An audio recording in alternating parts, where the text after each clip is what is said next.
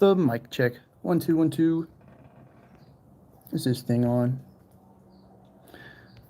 How you guys doing today?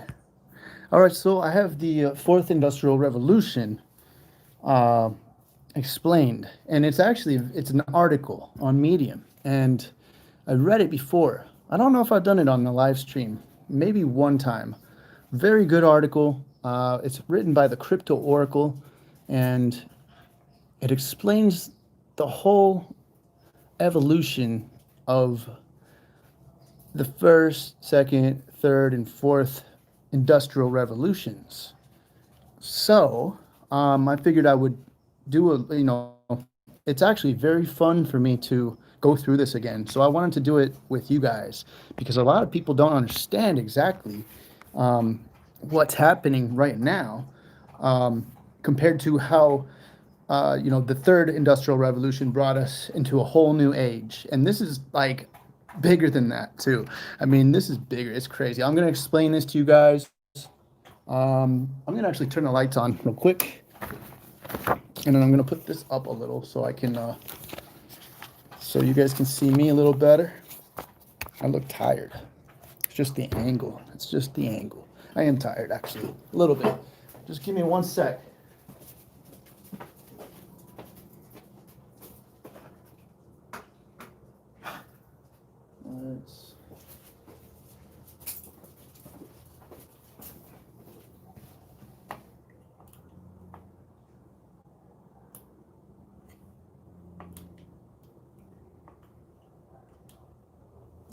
Okay.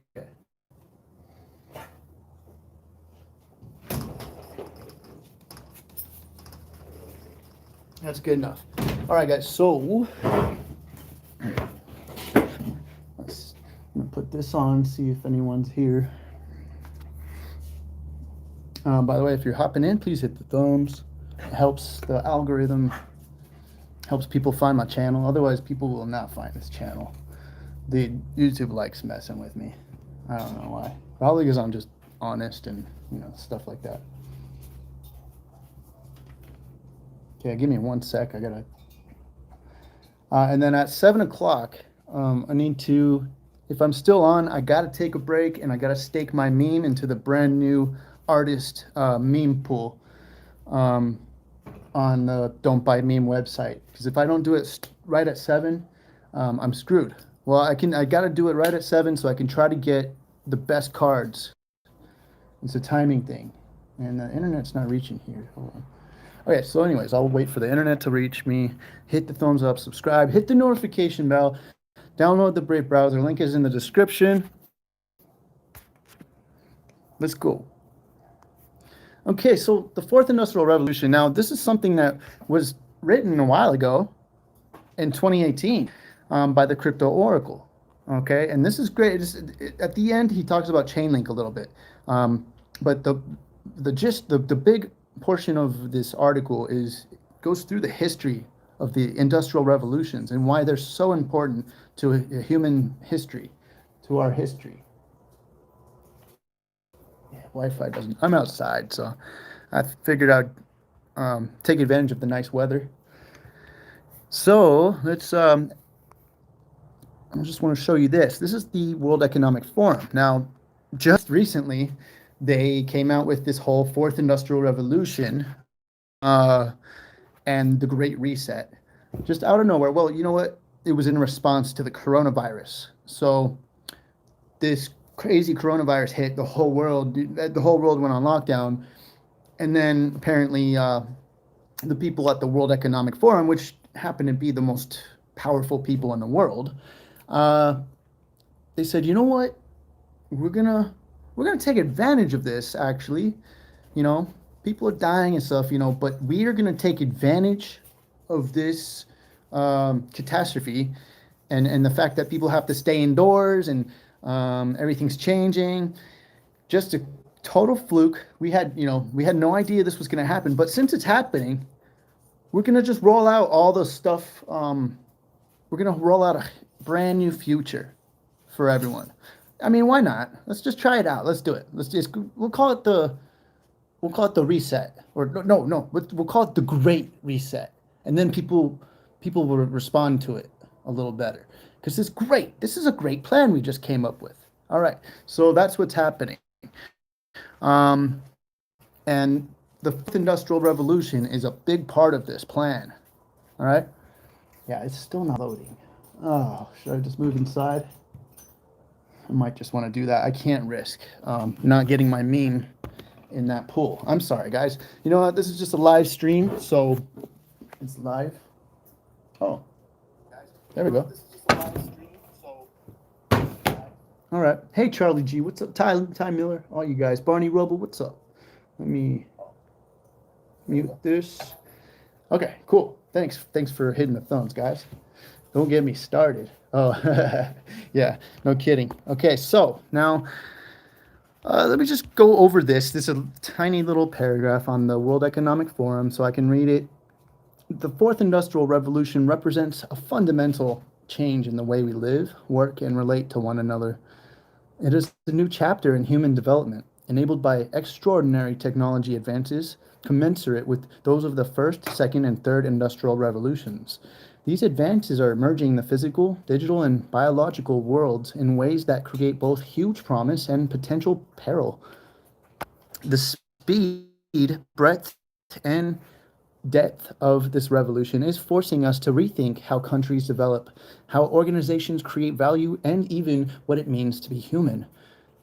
The fourth industrial revolution is about more than just technology driven change. It is an opportunity to help everyone, including leaders, policymakers, and people from all income groups and nations, to harness converging technologies in order to create an inclusive, human centered future. The real opportunity is to look beyond technology and find ways to give the greatest number of people the ability to positively impact their families, organizations, and communities.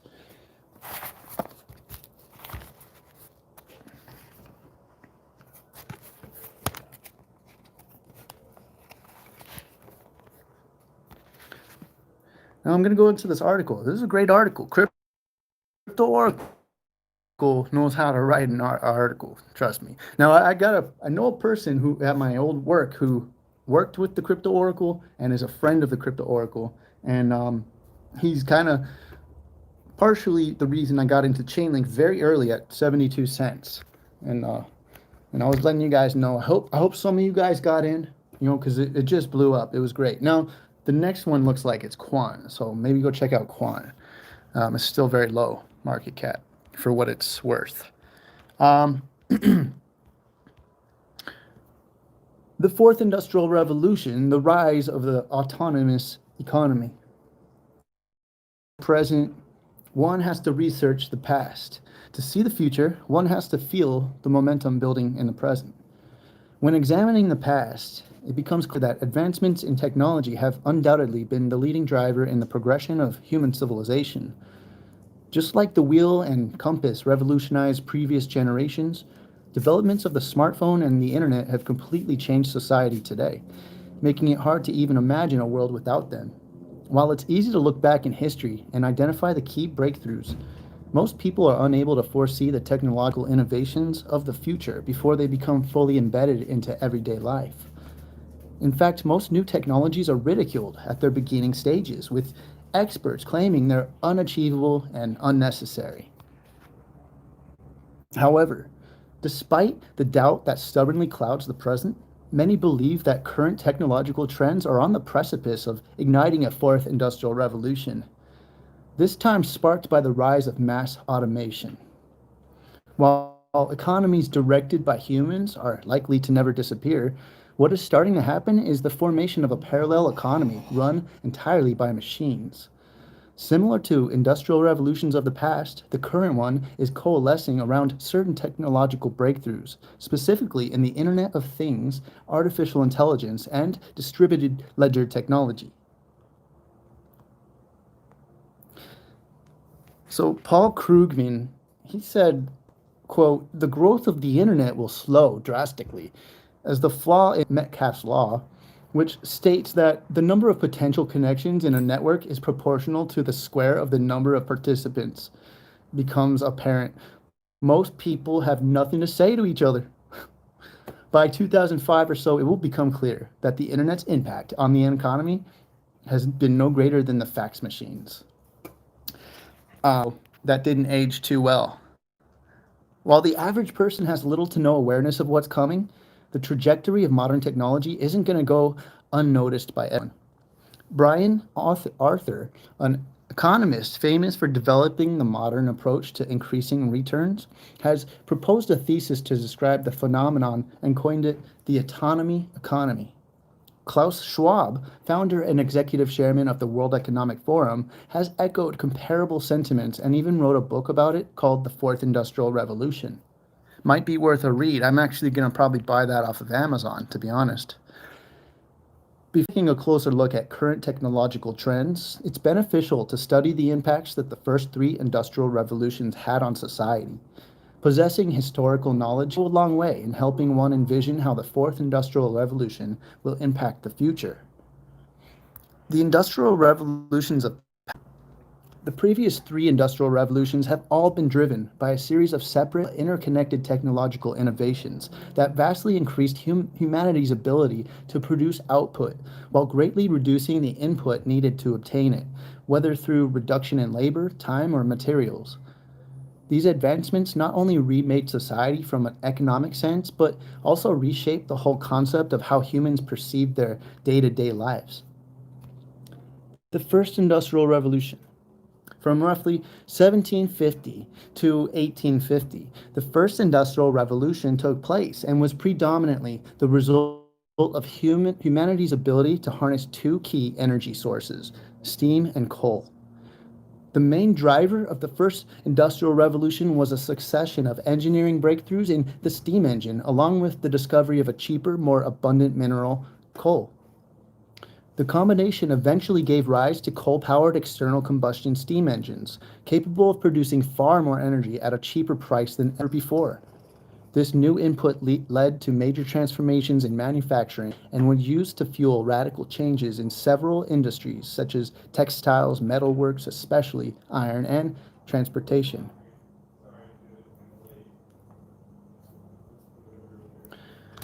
So the flying shuttle, this is all part of the first industrial revolution, I guess. The cotton gin, Eli Whitney, I believe, created that one. Something I actually learned a little bit in school. Just a little. That was the only thing I learned in school. Some of history's most famous inventions were developed during this time period, like the cotton gin, a machine used to separate cotton fibers from their seeds, and the power loom, a machine used to weave cloths and tapestries.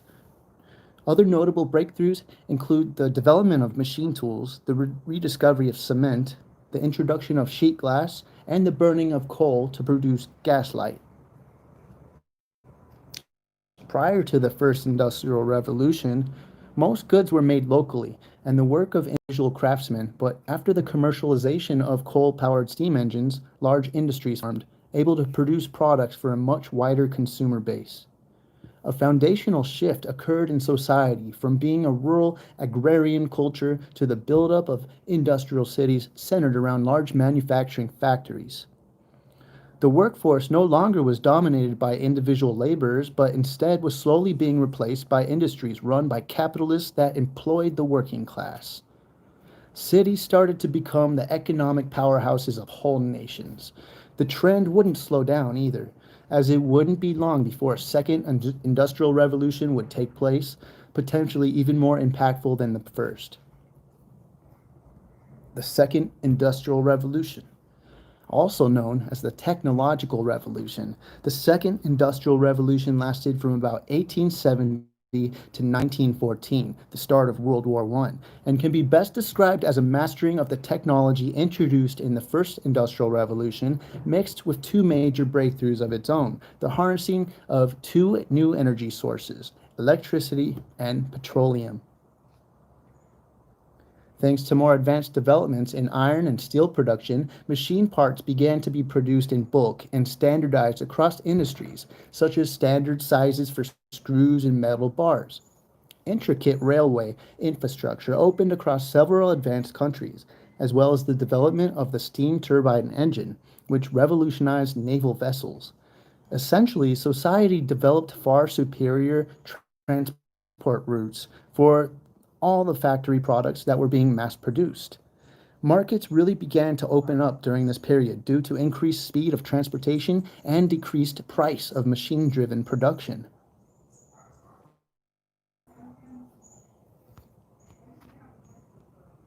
The culminating outgrowth towards the end of the Second Industrial Revolution, electricity and petroleum. Even the modern world of today is completely dependent on electricity and oil. Electrification is often seen as the biggest advancement of the 20th century because it gave society a cheap, abundant source of energy that would not only power factories and homes at any time of the day, but would lay the foundation for all the electricity was vital. Oil has been the most sought after commodity of the last century. It's been the dominant fuel source for powering most transportation vehicles, whether it's cars, planes, or farming equipment. It's also given rise to a vast array of consumer products, plastic, fertilizers, chemicals, and medicines.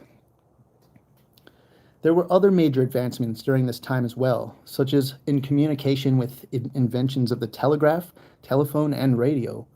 Paper-making machines also started to gain traction in the beginning of the 20th century, resulting in new abilities to spread knowledge, news, and literature across continents. Finally, developments in rubber production led to the mass production of tires that aided in the invention of bicycles, cars, and airplanes. And they've got a little chart here, a little graph, if you're just listening.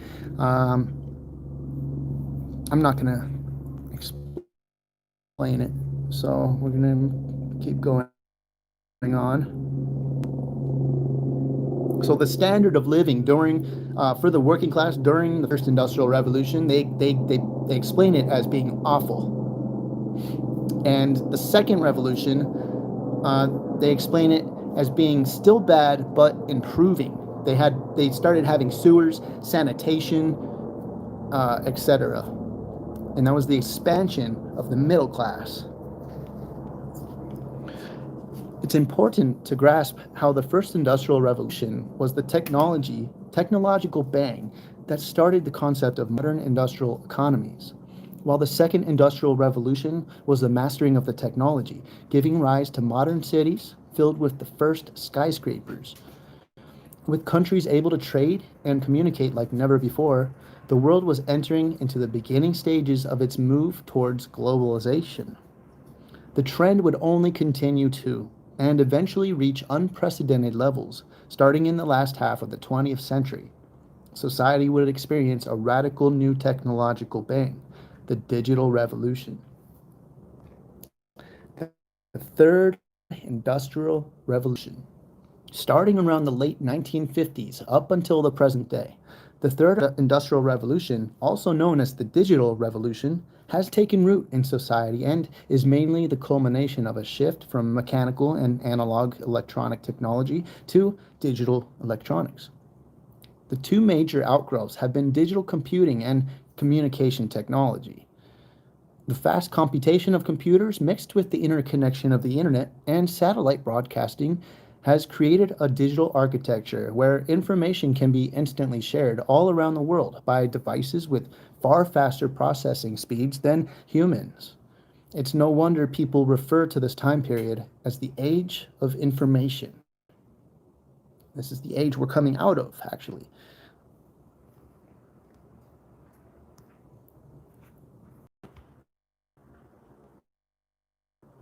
The abundance of digital information is the result of a mastery of electricity and precision craftsmanship, which combines to birth ever improving microprocessors, aka computer chips. From smartphones and HD television screen to high end photography equipment and drones, computer chips are the backbone of all advanced electronics. Interestingly, all these technologies have consistently been replaced with better versions within a small period of time. The phone is a good example, going from the payphone to the landline to the cell phone to the smartphone, and potentially becoming a biotechnology next. innovations of the first and second industrial revolutions led to the construction of industrial cities using all the materials being produced. The electronic innovations of the third and fourth industrial revolutions are leading to the construction of intelligent applications using all the data produced. The fourth industrial revolution. To wrap one's mind around the fourth industrial revolution, it's important to understand the concept of intelligence. The best way to grasp intelligence is to think about how it is obtained, which is usually a four-step process. First, you gather data. Second, process the data using previous data as reference. Third, take action based off the refined data. Fourth, receive feedback data. Learn from the result and store it all in memory.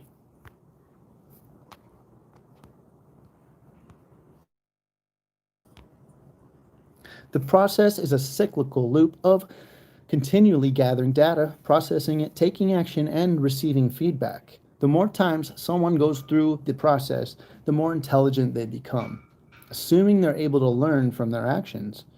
Two key factors underpinning it all are exposure to as much data as possible and developing impeccable pattern recognition skills. Patterns not only point out what works versus what doesn't work, strengths versus weaknesses, and trends versus anomalies, but it helps people categorize information so it's easy to remember for future use.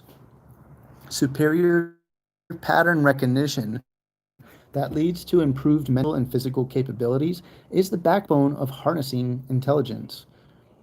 Albert Einstein once said, quote, "The measure of intelligence is the ability to change."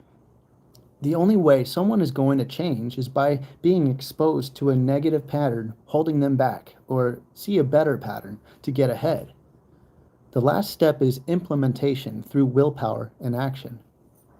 If technology is going to replicate intelligence and develop it into a digital commodity sold on the open market, then it must be harnessed using the same model. While most are unaware of recent developments, current technology is opening up new possibilities on this front, specifically due to advancements in the Internet of Things industry, artificial intelligence, and distributed ledger technology. Utilizing advancements in hardware, software, and data, technology is on the verge of manufacturing intelligence. The autonomous economy is closer than most think. The Internet of Things, IoT. A major outgrowth of the digital age has been the mass production of data.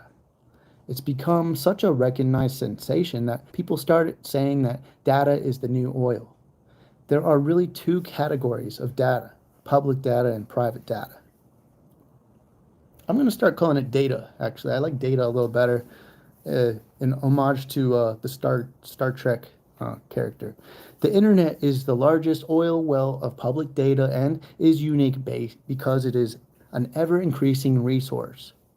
Private data is mostly concentrated on private servers, especially in clouds, and contains sensitive information that people either don't want to freely share or don't want seen. It shouldn't really be surprising anymore that many of the largest companies in the world own the most data, like Google, Facebook, Amazon, and Baidu.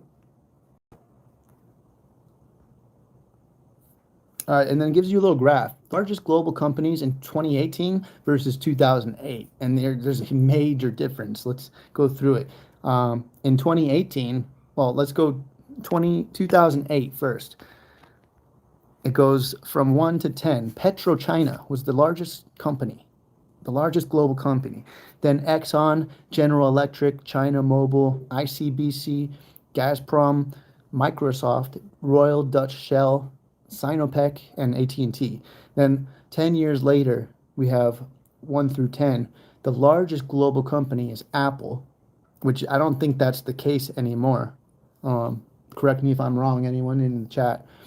Google, Microsoft, Amazon, Facebook, Tencent, Berkshire, Alibaba, J&J, and JP Morgan.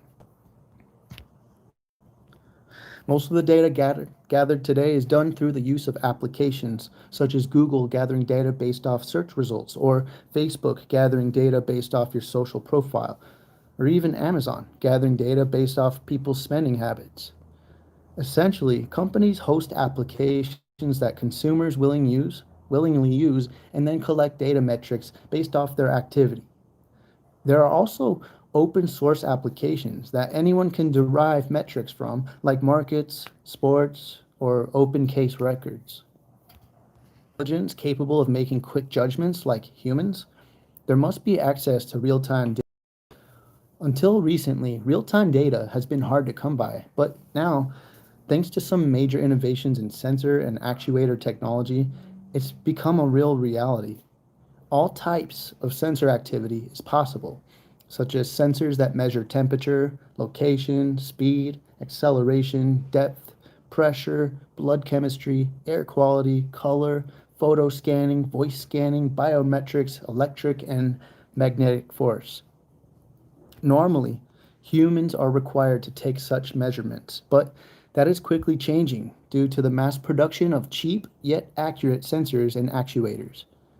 They're not only placed in the environment, but within machines like industrial machinery and robotics, and within or on humans like a fit or high tech pacemakers. I guess that's where they started with the pacemakers, right?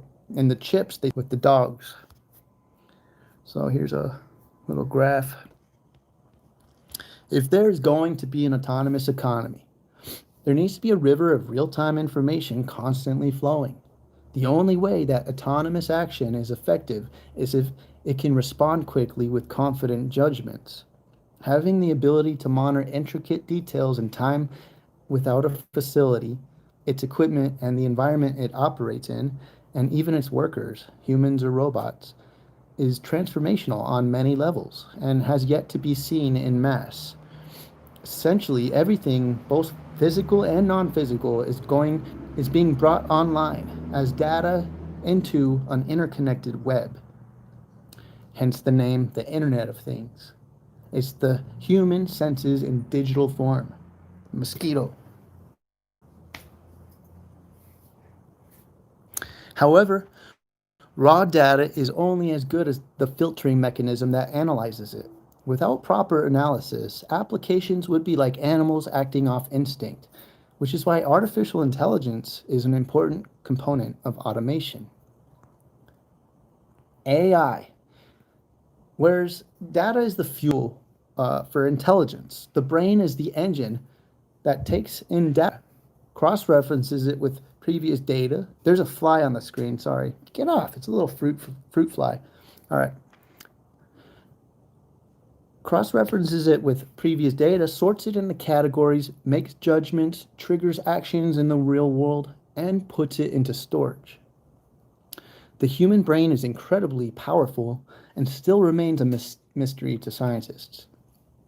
It's the organ that truly separates humans from any other species on the planet due to its cognitive abilities. As a result, replicating the human brain as a technology is going to be very complex and take a significant amount of time to master.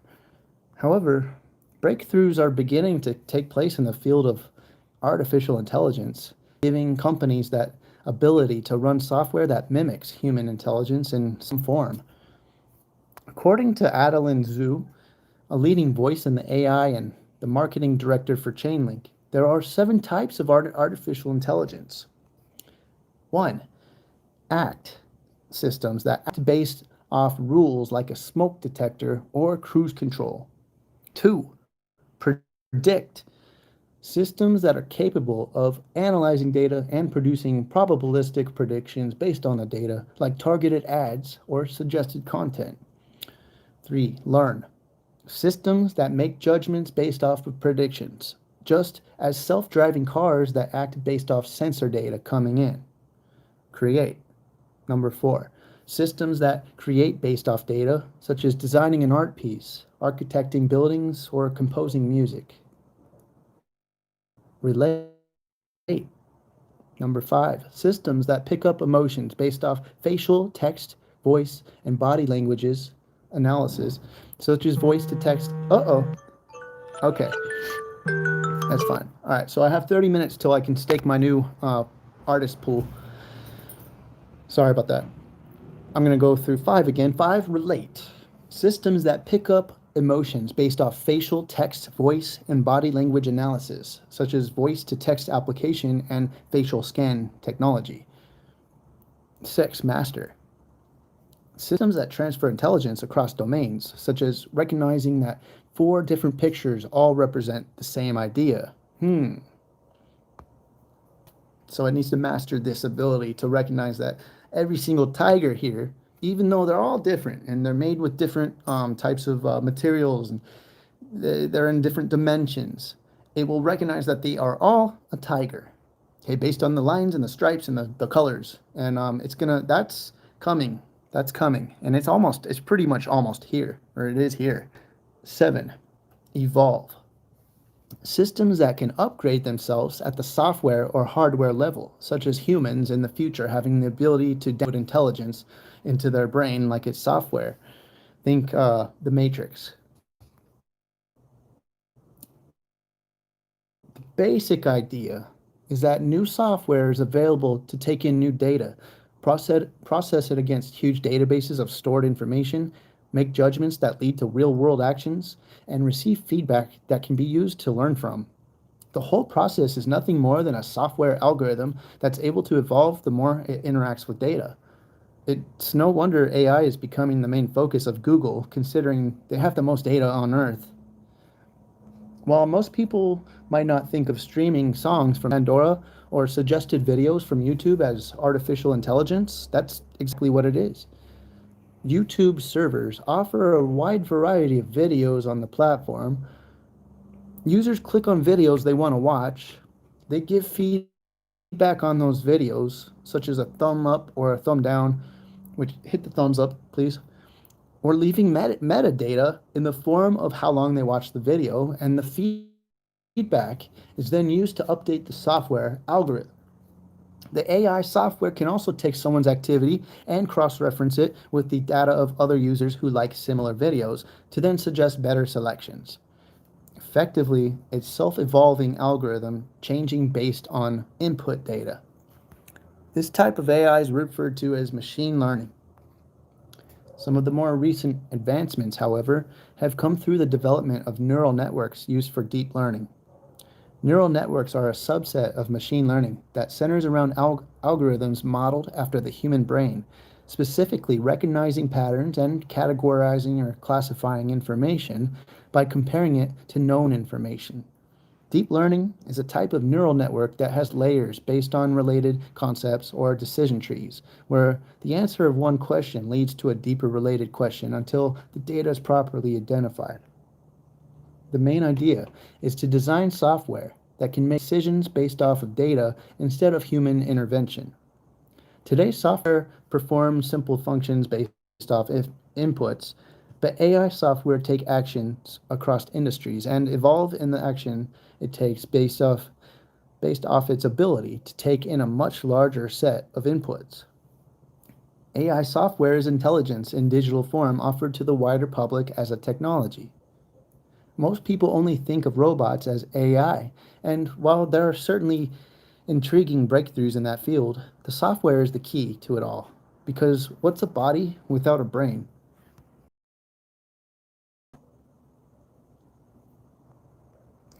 There are many industries using AI software to increase their bottom line. One example is SAP HANA, an intelligent database that's able to take in all types of information from the company, process it, and spot anomalies. Companies like Walmart use SAP HANA because it can process its high volume transaction records within seconds, all in one spot. It not only saves money due to a major reduction in the labor needed to reconcile accounts across different systems, but it spots errors before they happen and suggests leads for the company to pursue. It also aids in budget forecasting due to its ability to cross-reference real-time data with large silos of existing data. Run themselves, minus some managerial oversight. Governments are also leveraging AI technology to improve cities. One example is the transportation system in Pittsburgh, where instead of relying on pre-programmed cycles, lights have been equipped with sensors that monitor traffic movements and respond in real time to maximize flow. It also happens to be the city where many automated cars are being tested, which use embedded sensors to monitor the environment, as well as data feeds from traffic sensors to operate autonomously. With commoditized intelligence now being made possible thanks to copious amounts of data and intelligent algorithms, the final step is to erect infrastructure for it all to communicate on in real time with little to no friction. That new infrastructure appears to be distributed ledger technology.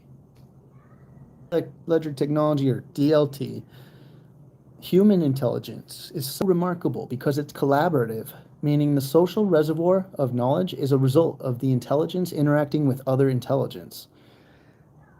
Having barriers between two intelligent systems slows down growth because it inhibits connections from taking place. The more connections that happen, the more intelligent something can become.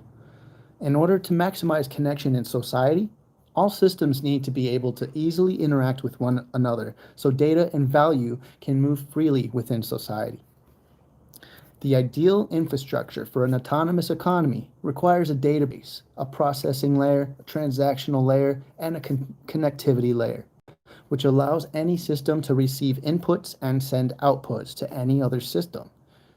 The network must be secure, operate in real time, and provide confidentiality options when needed. It also must provide receipts for all parties involved, be cooperative with the law, and properly monetize the value on it. Finally, it must be permissionless and public to facilitate the network effects needed for maximum connection. First, it's important to understand the term distributed ledger technology, which is just an all-encompassing term for a family of technologies centered around shared distributed ledgers and decentralized databases. Blockchain and other shared ledger technology. Blockchain, the most well-known DLT, is a shared storage layer able to process its own transactions and store the results in a common ledger. It's powered by a distributed network of computers all running the same open source software. Besides initial setup and periodic maintenance performed by each individual running a client application, a blockchain is a completely automated and self-run network, able to reach perfect consensus while leaving no central point of attack for malicious actors. In fact, it can be argued that blockchain as a technology is the most secure database in the entire world. No central authority is needed for a public blockchain. Anyone can use the network and build applications on top of it, and transactions are peer-to-peer, P2P, instead of having intermediaries between parties. Similar to how the internet blew up for data transfer due to its permissionless nature, public blockchains could have a network effect explosion as the dominant databases and mediums of exchange for both the human and machine economy.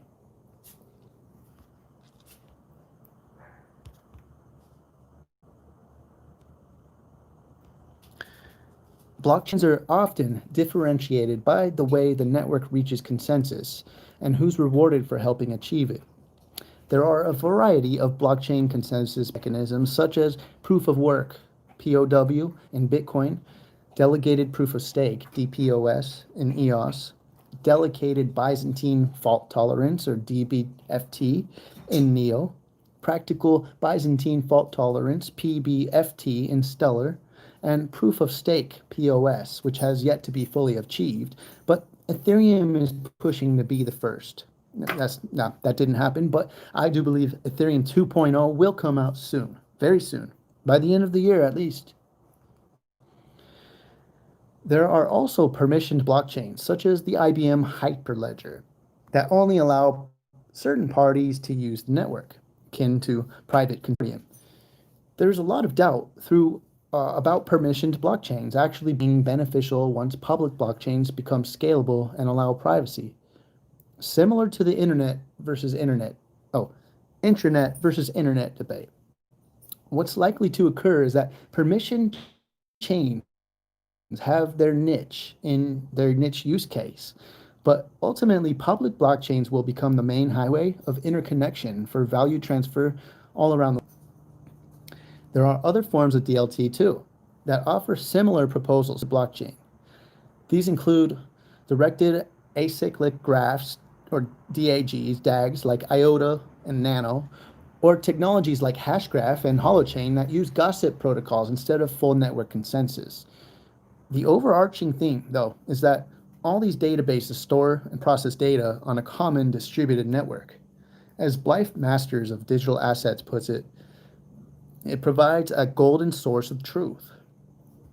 And there's another article I'm going to read to you someday.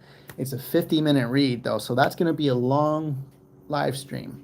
Um, Someday I'll read it to you guys. It's really good.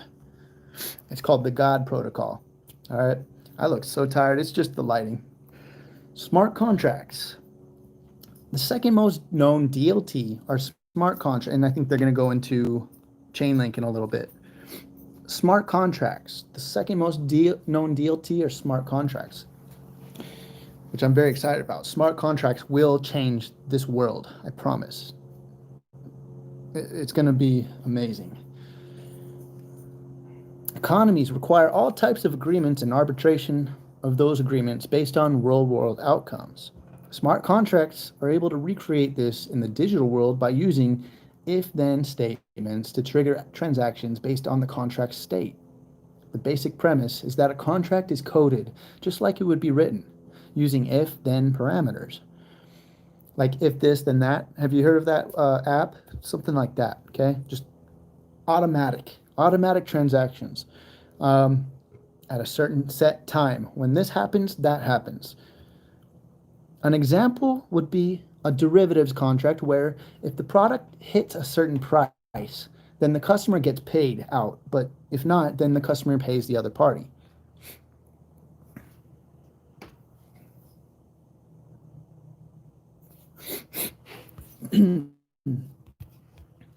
While Internet of Things or IoT gathers data and AI processes data, I don't know. What is it? Data? Whatever. I don't know. Smart contracts are the software infrastructure that uses data to trigger actual actions, such as payments, transfer of data, or storage of an outcome. It's comparable to the human handshake in a business deal, or a human pressing the send button to trigger an action. Since smart contracts reside within blockchains, they gain all the security advantages that come along with it too. Smart contracts are really a functional transactional layer that triggers autonomous actions using data to create what can only be described as a self-run economy with automated movement of value. Smart contracts represent real-world action and trade. The more hidden but extremely important DLT are oracles. Oracles are the bridges that connect all types of systems together.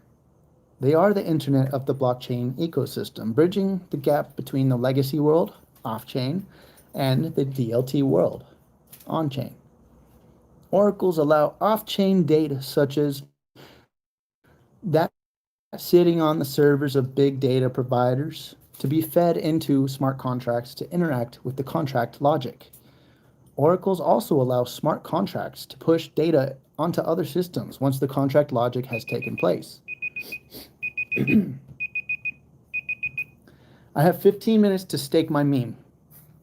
I'll probably be done reading it by then. Oracles also allow smart contracts to push data onto other systems. I already did that. No.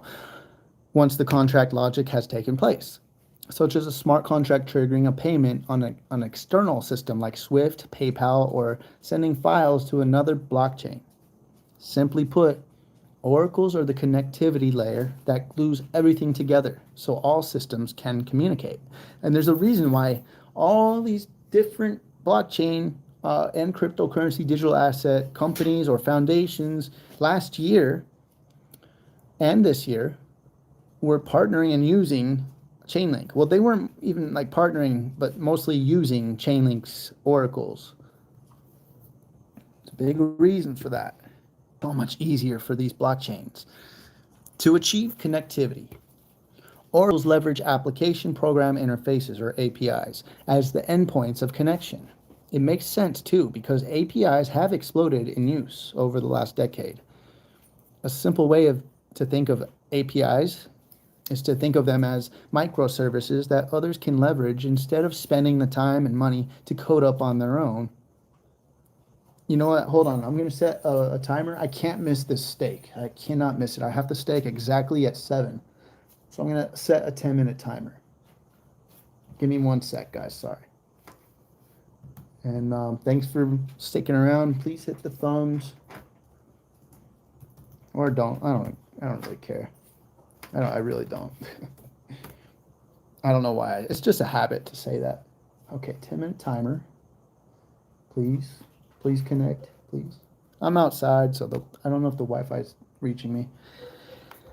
Okay, so for example, to build Uber, someone could simply use a GPS API, a payments API like Stripe, and an SMS API for messaging. It allows developers the ability to focus on the core code and functionality of their app and use add-on services through APIs for the rest.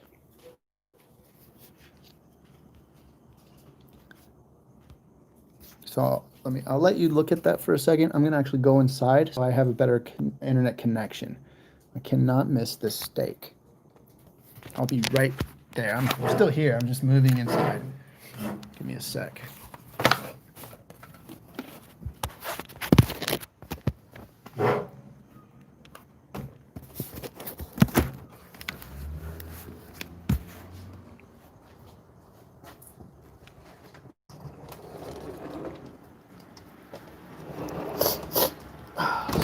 Go inside.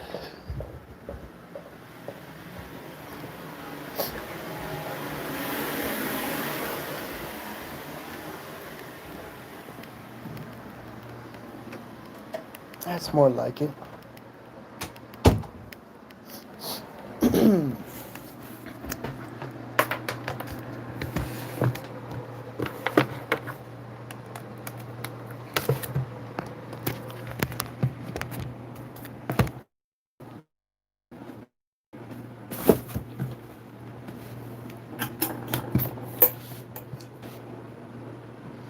Okay. So just thanks for sticking around, guys. Okay, now I'll turn the fan off so you can hear me better. This is super interesting to me. All right.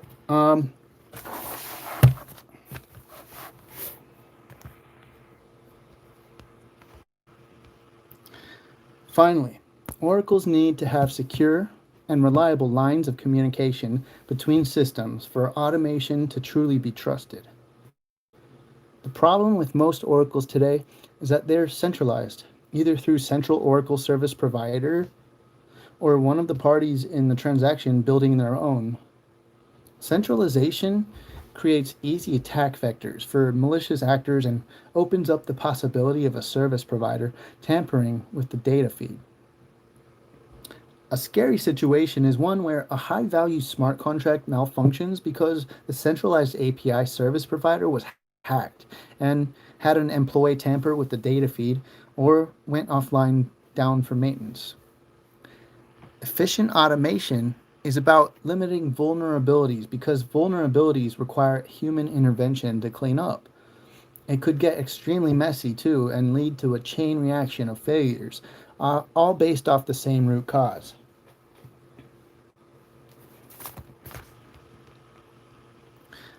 To truly solve the Oracle problem, decentralization is the key.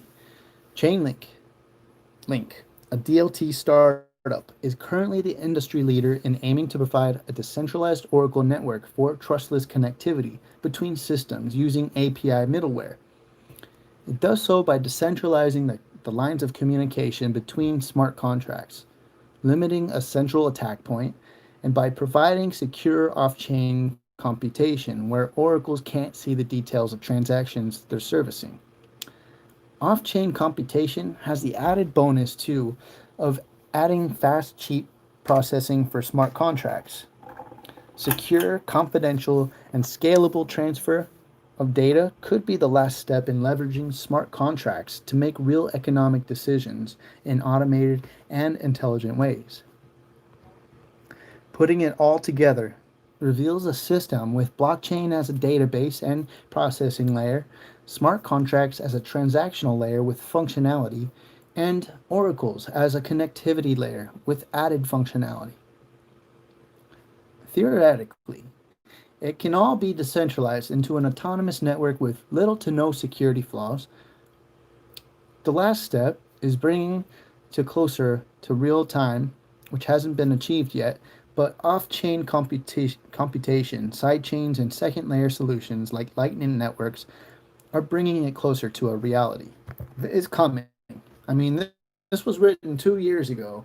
It's almost here, guys. We're almost towards real-time data feeds. I mean, we're almost there. It's very almost instantaneous, and it can't be instantaneous, but that's like quantum entanglement. We'll get there someday, but it might take a long time. Before painting the full picture of how IoT, AI, and DLT synergistically come together, it's important to recognize some of the other major macro trends happening in both technology and society that are further driving the world towards a fourth industrial revolution. Most of the macro trends around the same thread of an interconnected global economy that's increasingly open, moving towards real time, and being run by automation. The most obvious macro trend is globalization, as developments that grew out of the internet have brought communication to real time across borders and allowed affordable travel to the average consumer. In fact, calling people across the world is basically free now thanks to apps like Skype and WeChat, and almost all countries are open to travel too. Cultural and technological barriers are quickly disappearing, especially as voice to text applications become popular. The second macro trend is Moore's Law, the observation that the number of transistors in a dense integrated circuit doubles every 2 years, aka the processing speed of computers double every 2 years. What? Yeah. This phenomenon could be a leading factor in the development of scalable DLT technology. It could also be a leading driver in the development of intelligent robotics. Robotics itself is a growing industry that could displace most manual labor jobs. But combined with advancements in AI and fast computation, it could really open the market for affordable robot uses.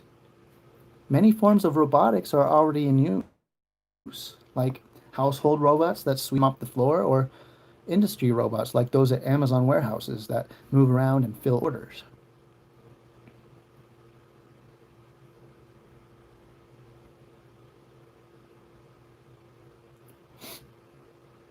It's funny because I don't even use a lot of Internet of Things devices, but um, the one I'm thinking about is kind of these smart bulbs, smart lights. They have these Philips.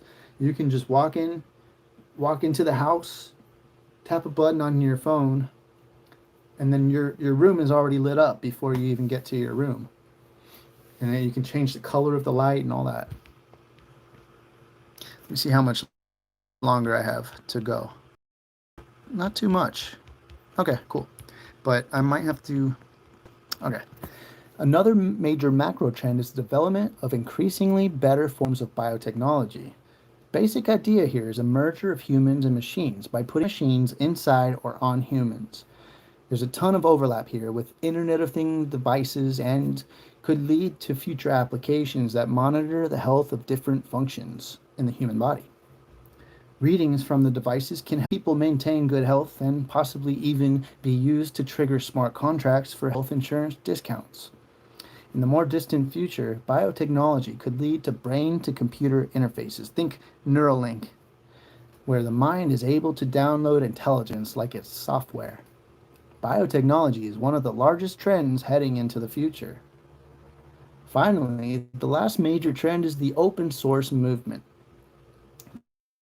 Laws are being passed all around the world mandating that company entities to leverage, such as the PSD2 law in Europe, requiring all banks to open up their APIs for fintechs to use, as well as President Obama passing the 20th Century Act, which mandates that starting in 2018, all electronic health records are to be made available through open APIs. There's also an open source movement around software, with DLT technology being the premier example. Finally, knowledge and news are moving open source using the Creative Commons license. The more open data becomes open, the faster the hive mind grows because it opens up more chances for connection. Conclusion. Based off the information presented, a picture is starting to take shape, with graphics showcasing just how the future might grow over the next 50 years. The model that's beginning to take form is a world where data is a resource of increasing supply, thanks to large data providers, Internet of Things devices, and the Internet. The data can be leveraged by AI algorithms that refine it and use it to take in the real world. These actions are facilitated by DLT technology that connect everything together, trigger the reconciling of trade, and record it all in a shared ledger. Once the networks are put in place, they run themselves. I got 4 minutes. I can read it real quick. Hold on. Okay, so I can. Staking starts in 3 minutes. You know what? I'm sorry, but I have to do this. And you know what? Since I'll show you what I'm doing real quick. I can't read the rest. I gotta do this. And then I'm gonna keep live streaming after. I'm gonna do some more stuff. I'm gonna go on Twitter and stuff.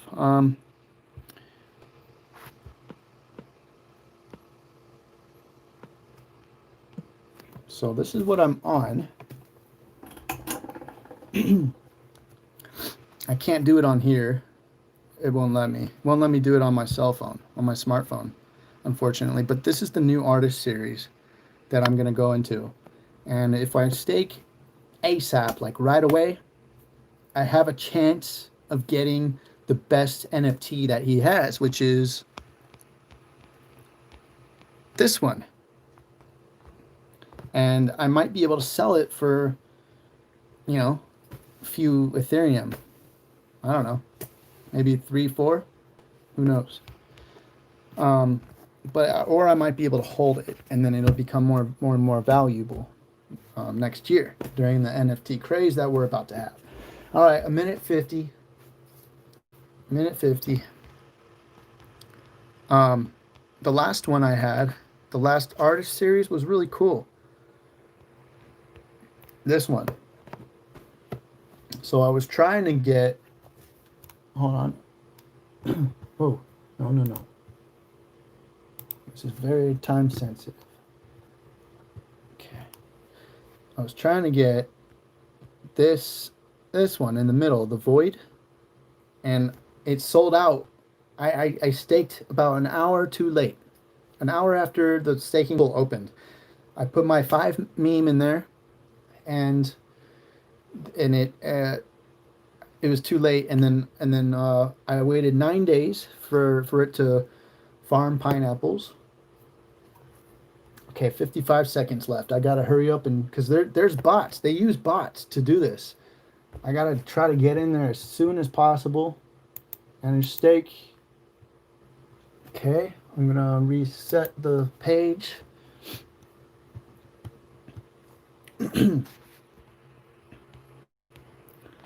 So the one I'm gonna stake in is the John pool.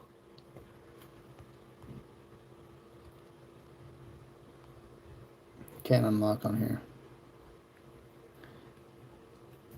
Okay. I'm gonna have to just ignore you guys for a second. I have 16 seconds, then I'll be able to stake. Let's do this. Let's do it.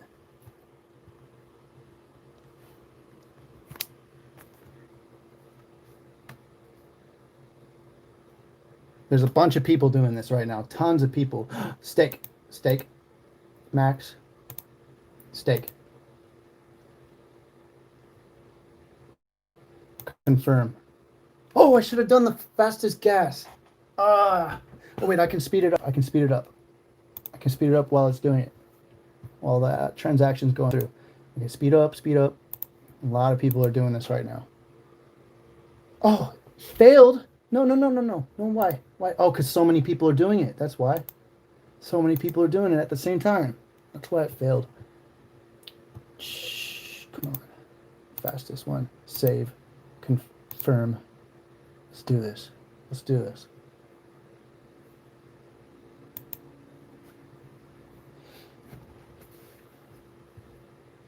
Please stake. Please stake it. Do it, do it, do it, do it, do it.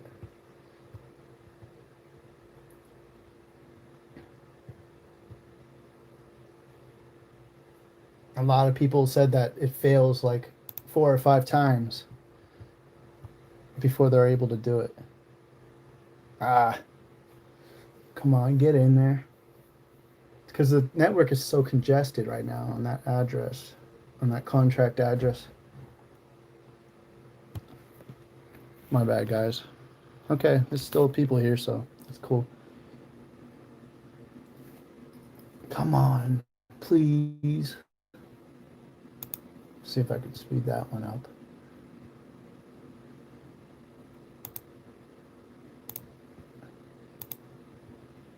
View on Etherscan.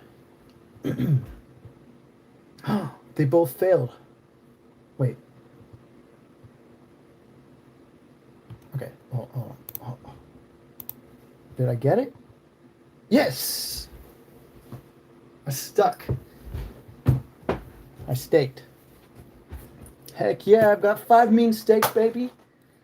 It went through. I might be one of the first ones who did it. Oh, gosh. I did it. All right. Mission accomplished. All right, now we'll go back. I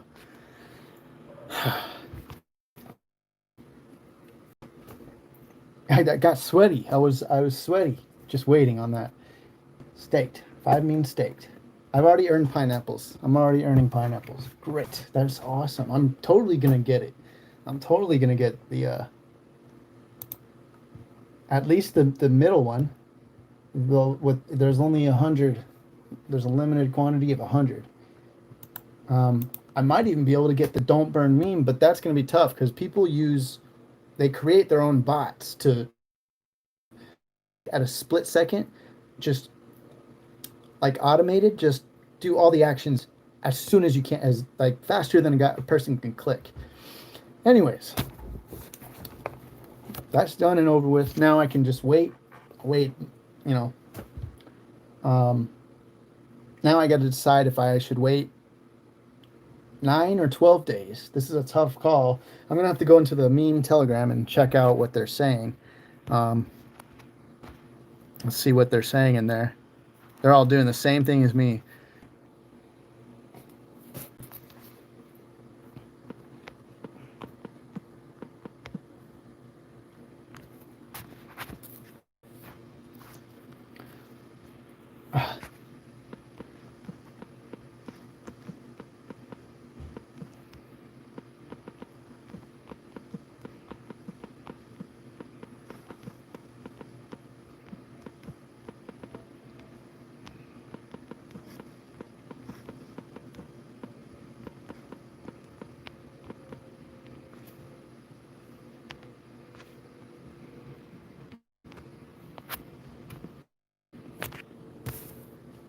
The list. Oh, he's gonna show us the list now. See who can.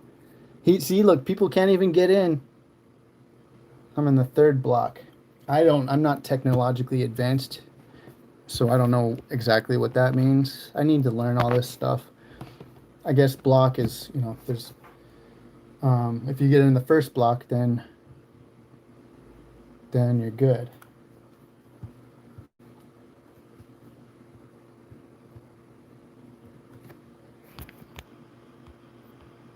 Hey, Blake's there. Blake, are you watching? You here?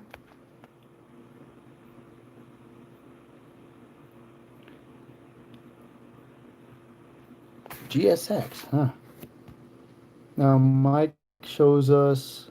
Wait, what? Oh. Don't buy, don't sell, and don't send won't token. I said to don't burn meme or not to don't burn meme. That's the last one. That's the one with 10. You guys have no idea what I'm talking about. I'm sorry. Let me see what he says. Just real quick. Sorry, guys. This is. Let me see where my address is on there. New.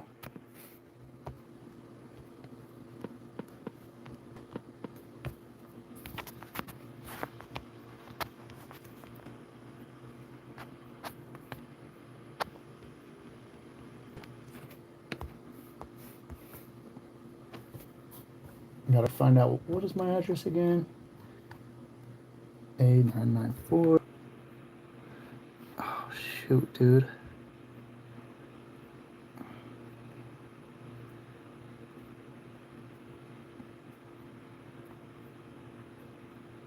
See, all these people got in before me. That's what I was saying. All these people did it. I'm not even on this list.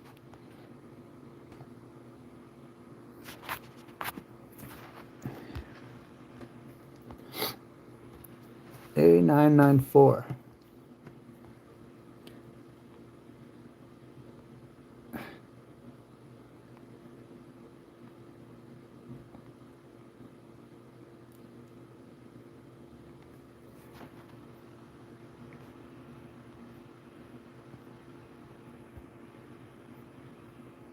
Yeah, man. That one, the first one killed me.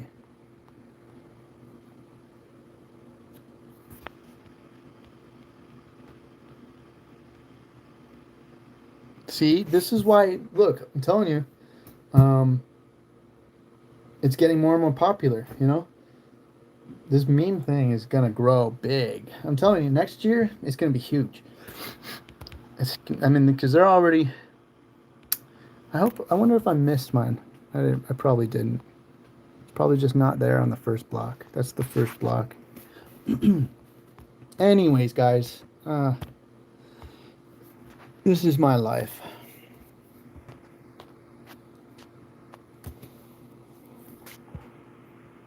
I don't see it. That's very hard to even look at.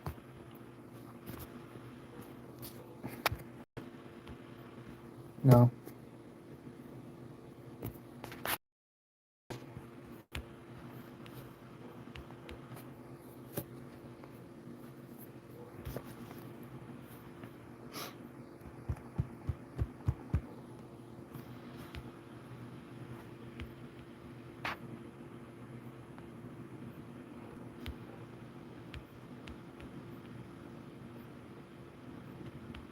So, in case some of you guys don't know, or most of you probably don't really understand the concept, maybe I don't know.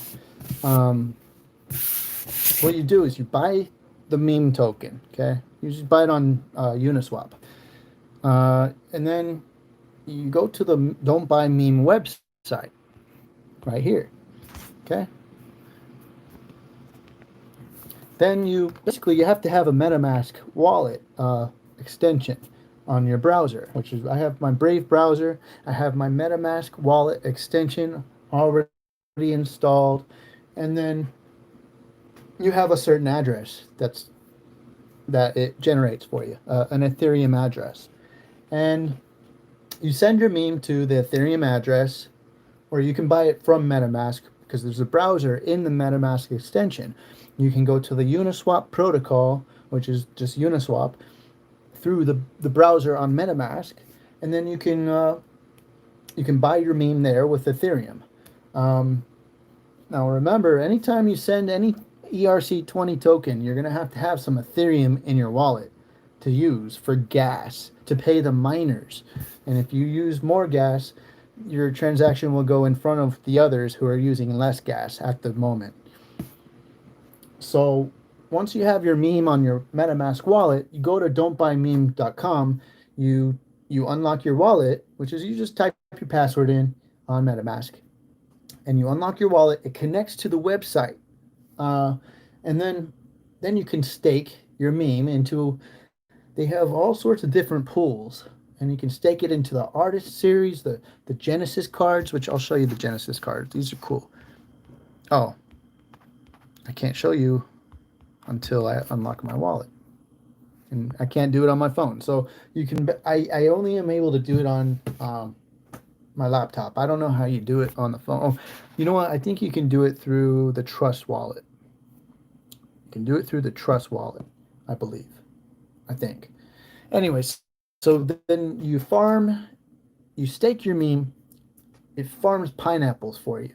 It's silly. It's very silly. However, you know, that's the funny part because the early ones in it, most people think it's too silly to even pay attention to. But the ones who are early, they farm all these pineapples and then they just surprise drop these rare NFTs. And then if you got, I mean, I have over 100 pineapples in the Genesis cards pool.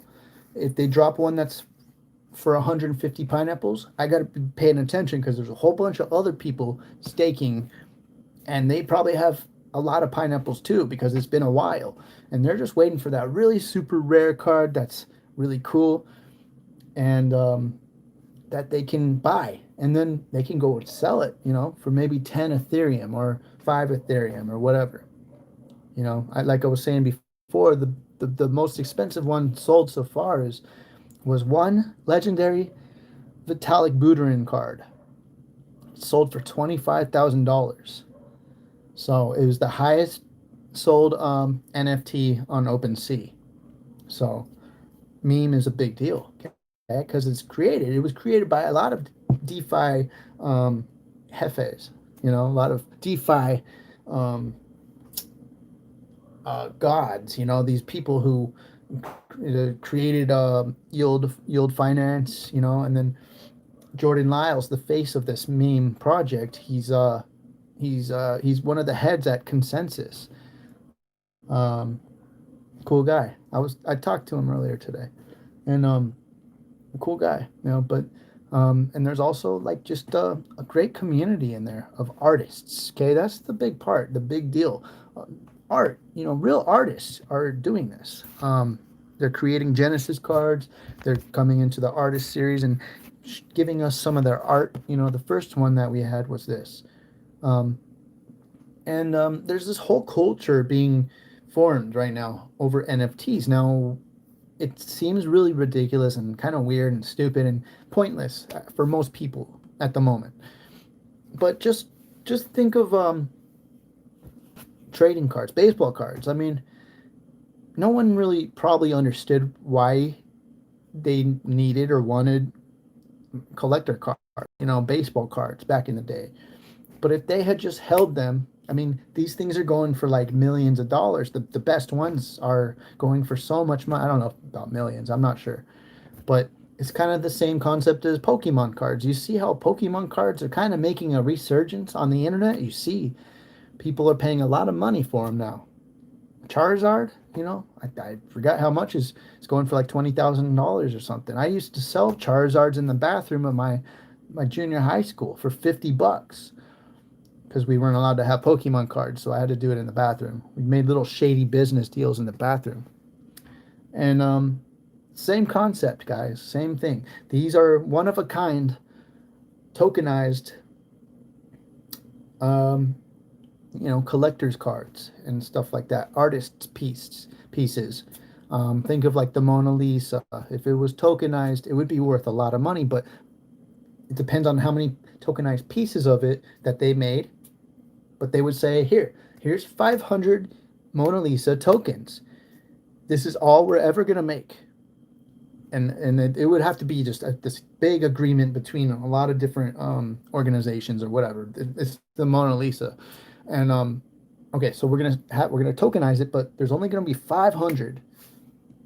They would probably make it more, like 10,000 or something, 100,000, because there's gonna be a lot of people in the world who would love to own a piece of the Mona Lisa, or Starry Night, and so that's kind of the same concept. Okay, hopefully you understood that. So once you buy one, you can actually take it to this OpenSea.io website, and you can put it up for auction. That's what I've done. I have a few of my NFT pieces for auction. I might have even sold. I don't know yet. I got to go check. Some of them might have sold already, but I'm waiting for this NFT craze to come about. We've been hearing about it little by little over the last 3 months, 4 months, 5 months. It's been around for even longer. 3 4 years. CryptoKitties popularized NFTs. It didn't really work too well though. Ethereum was not scalable. That the website crashed. It wasn't really working, and so it didn't really gain. It was really popular for just a small amount of time, and then it just died down in popularity real quick. But now NFTs are making a resurgence, and all the different blockchains are coming out with. They're talking about NFTs. They're taking advantage. They're saying, "Oh yeah, we're going to build NFTs," because they understand it's going to be the next big thing, guys. I think it's going to be the next DeFi craze. That's why I'm in meme, and U.S. too is going to be doing NFT stuff. All right. Now let me just finish the rest of this article so I can actually complete it. Deep breath. The human economy is not going to disappear completely, but it's safe to say that the autonomous economy is going to eat into it more and more each year. Robotics are going to displace manual labor, and data driven AI enabled smart contracts are going to replace intelligent labor, such as lawyers, accountants, third party intermediaries, data entry positions, and insurance adjusters. It's just the beginning, too, as an immense amount of developers are likely to start flocking towards developing AI algorithms and smart contracts. The more people that get involved, the more velocity the movement picks up.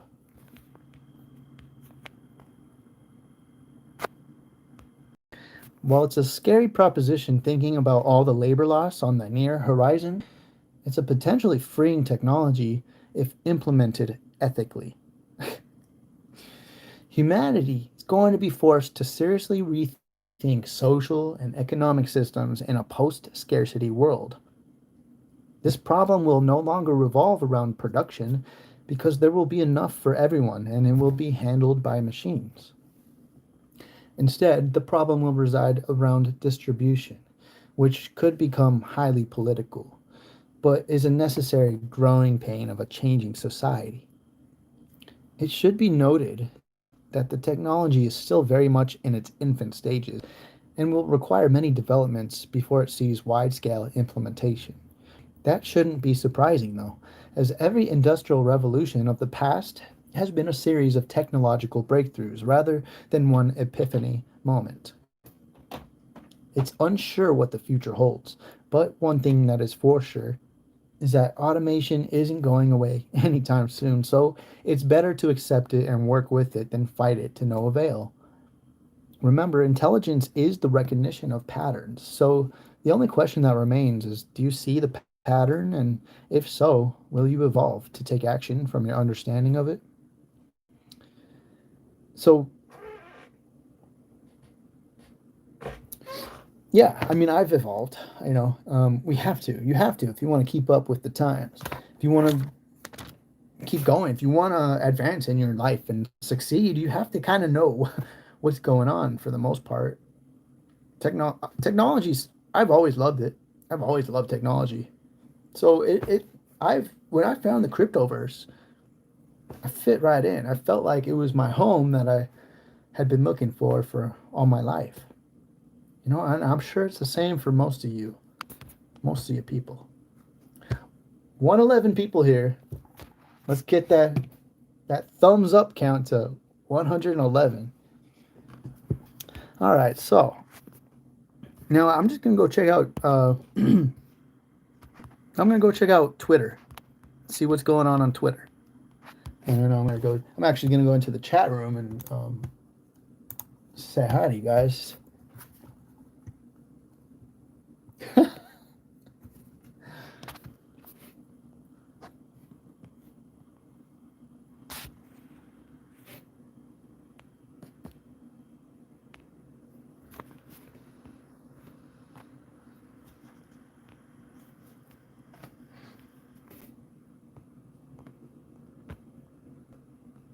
This is my favorite one right here.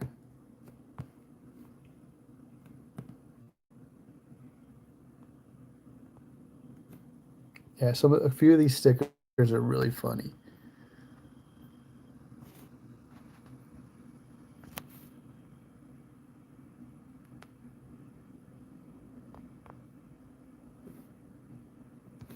Yeah. All right. So I like this one. It's funny. There's Drake with a pineapple head. Anyways, yeah, some people are not happy with the pineapples. So if you like farm pineapples and you're not lucky enough to get one of the NFTs, they're just you got you got pineapples just sitting there. Now, apparently they're in the background. They're coming up with some way of maybe distributing some kind of reward for those pineapples. And I hope they do. I'm gonna start asking about that again. See what's up. All right, let's go check out Twitter. See what's going on. Tomorrow morning, by the way, I've got a little. I did a little reading of the Laws of Human Nature, Chapter One, Part Two. I've already done two videos. I'm just gonna keep doing it in a series. Um, I would read this one on my YouTube channel, but I feel that's pretty irresponsible of me, as this book is extremely powerful. The 48 Laws of Power, extremely powerful, and if the wrong person hears it, you know, they will start manipulating people. I don't like that. I don't want the wrong people to hear it. So I read it for myself, but um, you have to practice great responsibility when you're reading a book like this, because a lot of people will be tempted to go. I read it so I can mostly understand how other people act, to be honest. But someone with malicious thoughts and feelings and actions in their daily lives will use that to manipulate people. So I feel it's not responsible to read that on YouTube. This one, though, is good because it helps you to understand the psychology of your fellow human beings, and I think everyone should. So just it's coming out at 6 in the morning here, Pacific Standard Time. So make sure to check it out. Listen to it while you're driving, whatever.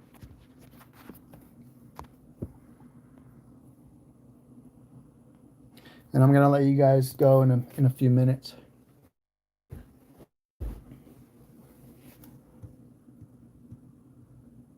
I do say that, JPAR.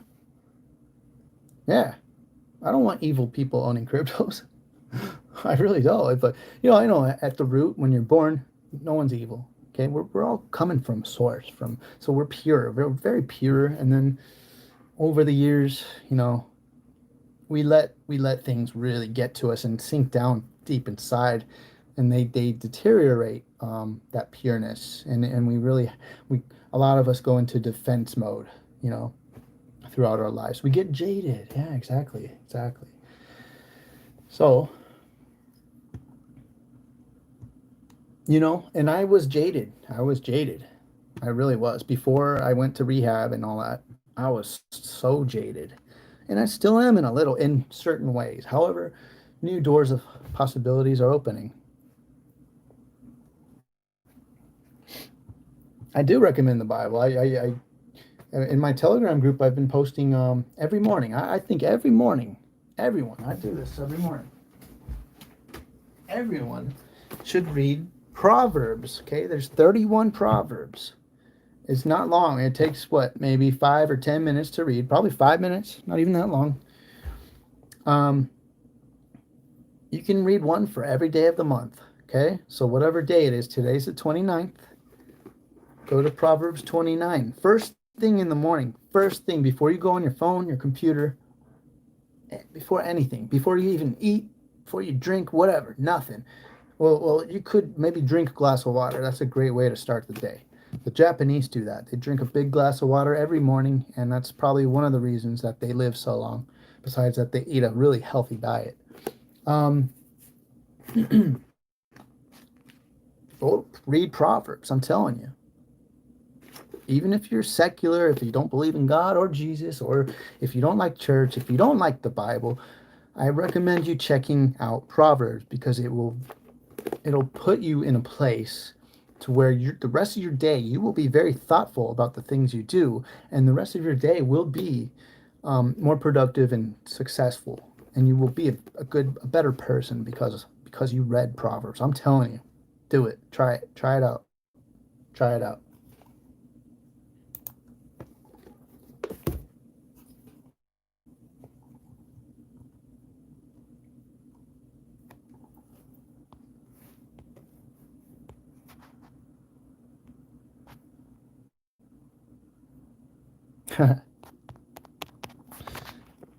I love that. I do love that. I love that. Love that quote. Crypto Whale said, my voice is kind of going out because I was reading for so long. Crypto Whale said, you know what? He said, you know what Lamborghini said about commercials? They said, quote, we don't do commercials because our target audience isn't sitting around watching TV. It's true. I mean, that makes me feel good that I don't watch TV.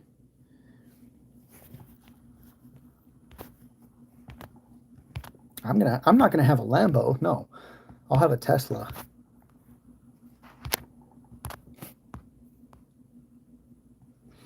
Drink water, baby. You're right, man. Bitcoin. I wonder if he's watching. He is here. What's up, man? Drink water. I'm gonna retweet that, bro. That's a good one. It's true.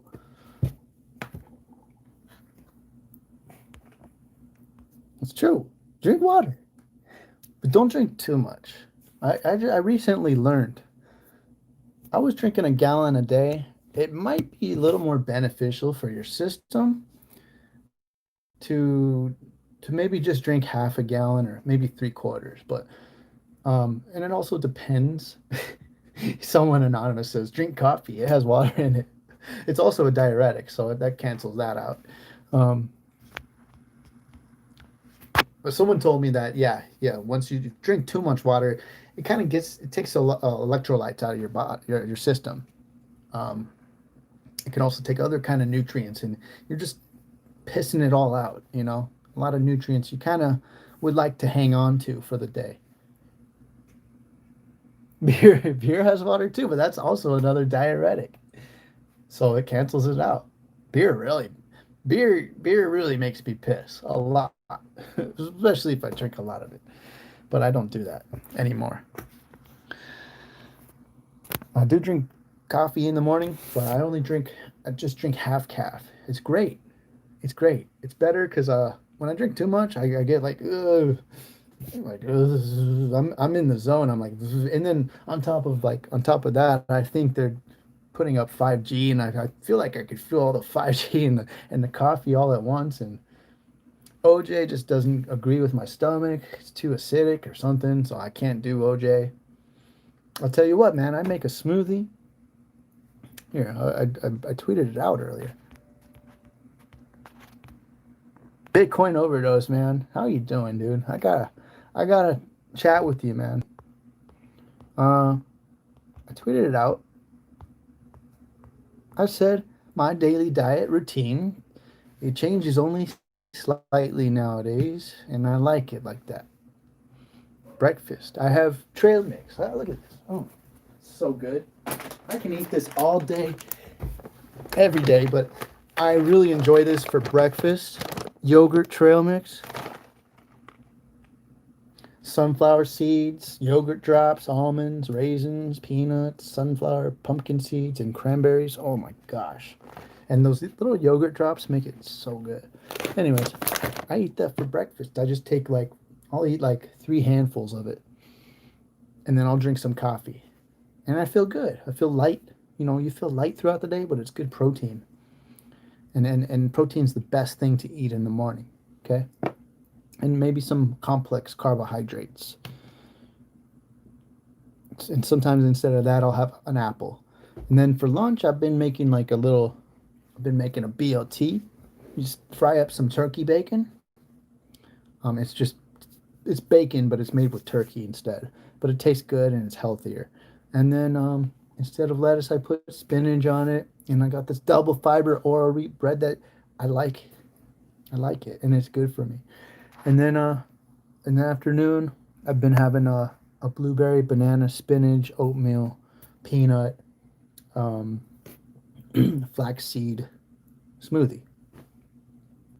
Really good.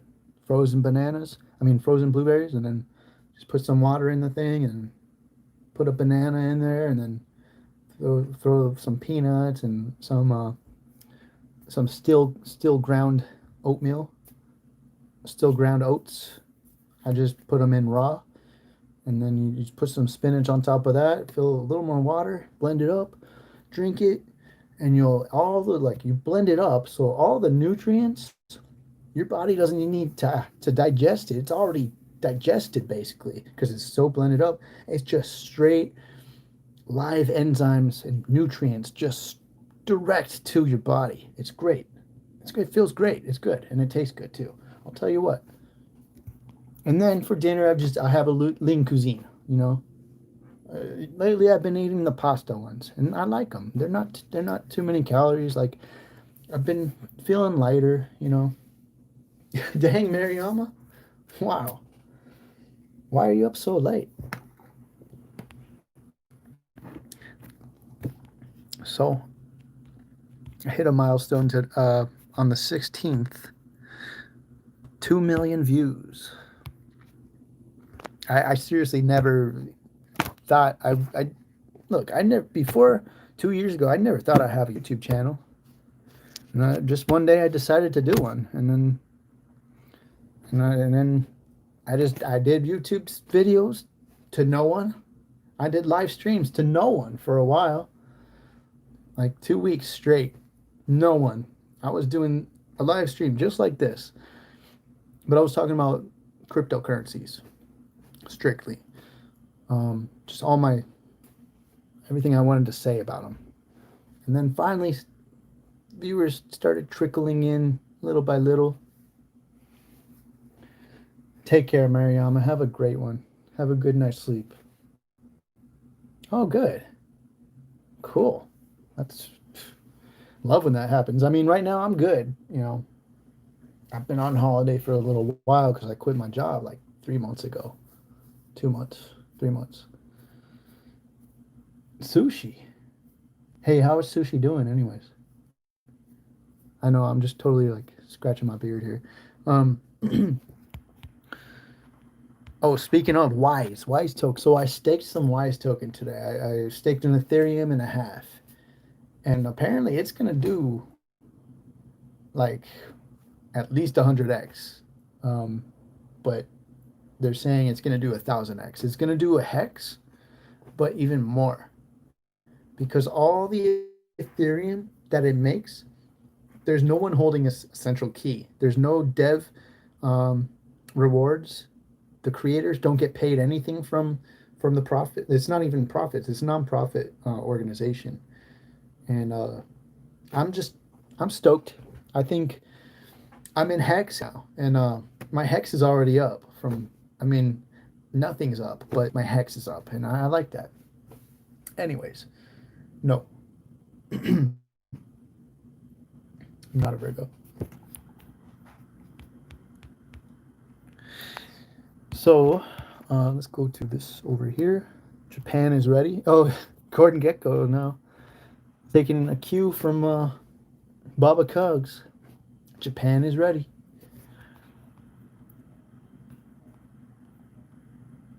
Seriously, this is the new economy. I mean, everyone's going to be working on the internet, doing YouTube channels, whatever, They're going to be making money. There's so many ways to make money on the internet now. It's just mind-boggling. Like, I wish I knew this earlier, like 10 years ago. I mean, I would have saved my back. I broke my back working, busing and shit and then just working physical labor jobs my whole life. Because I never found anything I was good at. I was like, oh, I was pretty good at most things, but not really good at anything. Now I'm pretty good. I'm actually really good at whatever I'm doing. I don't even know how to explain what I'm doing, but it's fun and it's giving me a living. Even though I'm really kind of scraping by. I'm really hoping this bull market comes because that's what I need. But hey, Notorious, what's up? Legendary Dave, Lady Enigma. Looks like you guys all just came from somewhere. The crew's here. I sound like a Virgo. I sound like all sorts of different things. Um, you actually think that XRP will be used no matter who wins? Yeah, of course. It's global. It doesn't. Yeah, it knows no bias.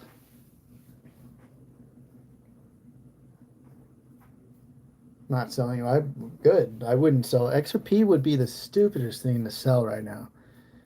It being like the lowest performing coin, like in the top 10 at least of the year. You know, why would you sell it now? I'm not a Virgo. No. Is that you're talking about signs, right? Star signs or whatever? I don't know much about them, but I guess I'm a Gemini. So, like I was telling my friend Crypto Poppy on the phone yesterday, I'm one extreme or another. I like everything I do, I gotta take it to the extreme level. It's like when I'm doing drugs and drinking, I don't do it anymore. But I used to. I would just go all the way, till I kill myself. I was about to kill myself. Now I'm doing this. I'm extremely in crypto. That's just all I do. I live and breathe it. So I'm not like the most technologically minded person, but I'm very well rounded when it comes to crypto. And I love crypto. I love it. And I like talking about it. And I like doing the YouTube channel about it. I like having the Twitter, and a Telegram. It's fun. It's just so fun. This great transfer of wealth. It's coming. I mean, it's happening slowly but surely. Bo Polney's not a scammer. He's not a scammer. Oh, thanks, Abel. Oh, good. Happy birthday, Lady Enigma. Happy birthday. How old are you? Oh, no, we're not supposed to ask women that.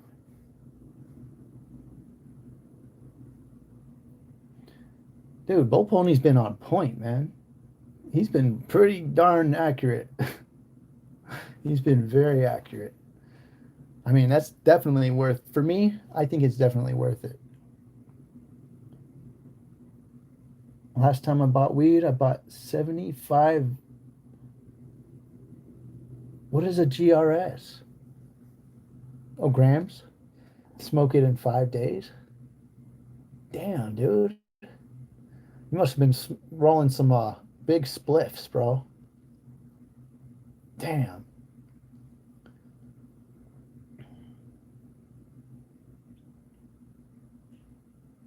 Yeah, infinite growth. I doubt it. Now she looks like she's maybe 21. I don't know. It's hard to tell. It's just a little picture, but happy birthday. Northern Lights. Oh, so don't I wouldn't recommend vaping THC. That shit'll make you nuts. You'll go nuts. Crazy. I think they make it with like butane and shit. You're not supposed to be ingesting that. All right, my voice is kind of getting lost. So I'm gonna let you guys go now.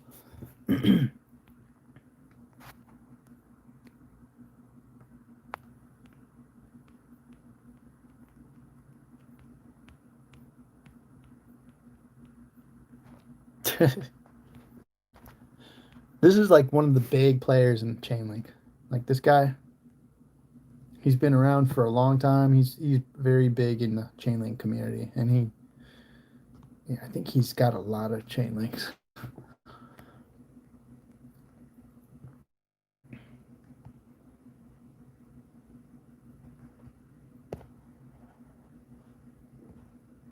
There's another one called RCN, Ripio Credit Network. You might want to check it out because it's on the World Economic Forum's website as one of the 100 most technological, exciting companies of 2020. So, uh, just and it's also one of Tika Tawari's 5 to 5 million. So I bought some the other day, and I'm just holding it. Just gonna hodl.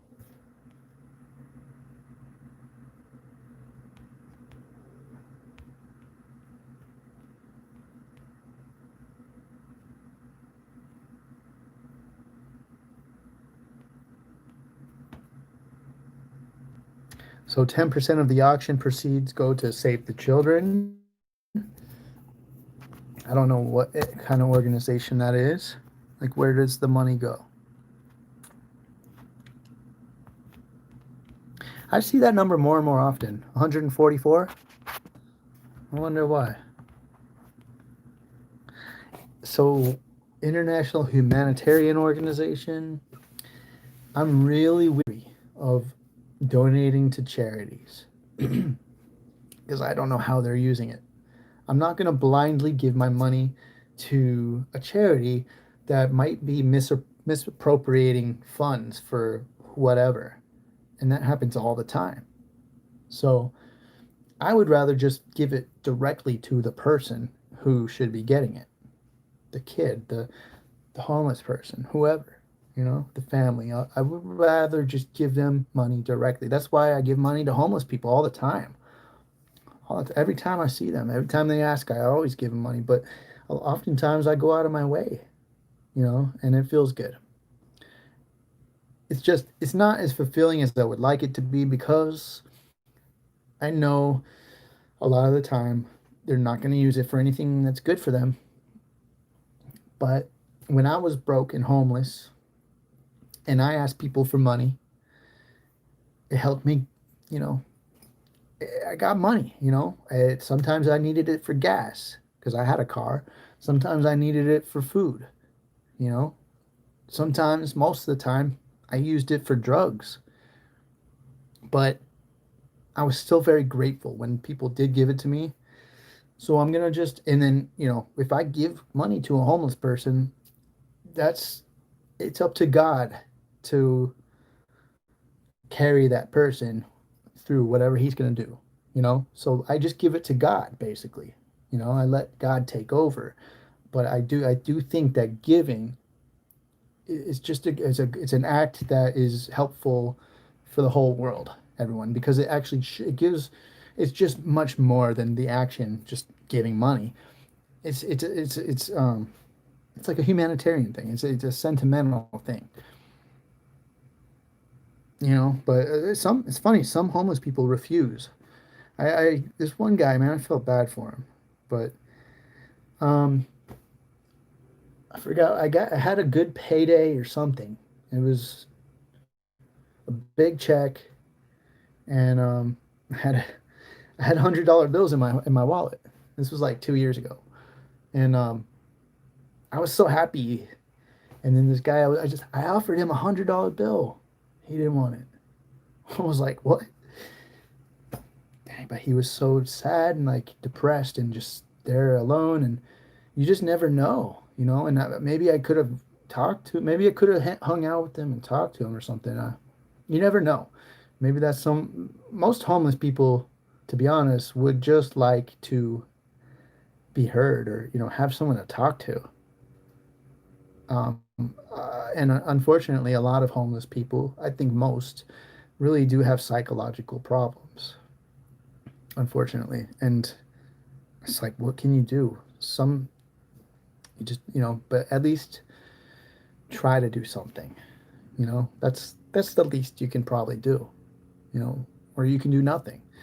Um, and people who don't do things like that, um, if there was a poll, if there was a study, an honest study, they would probably find that most people who wouldn't give a homeless person any money, or they're probably not as happy as other people, you know. That's my guess. Evil. I'm an ex-psychodynamic psychologist. No way. Really? That's cool. Anyways, guys. All right. My voice is kind of going out. Thanks for listening to me. I don't know why you guys listen to me.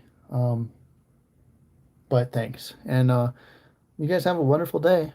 And Mariama, you have a good day off tomorrow. Lady Enigma, have a wonderful birthday, rest of your birthday. And everyone, you guys have a wonderful rest of your day. All right. Thanks a lot for watching, and hit the thumbs on your way out. And love you guys. Huddle strong, baby. Crypto Mike out. Peace.